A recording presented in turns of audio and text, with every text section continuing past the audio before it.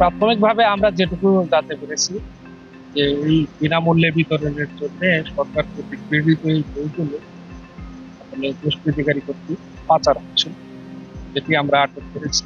এ সংক্রান্তে আমাদের একজন ব্যক্তিকে আটকও করা হয়েছে।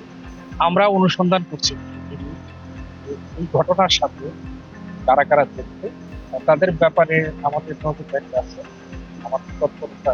যারাই জড়িত থাকুক, সরকারের যেহেতু ভাবমূর্তির একটা বিষয় এখানে জড়িত, আমরা তাদের আইনের আওতায় নিয়ে নেব।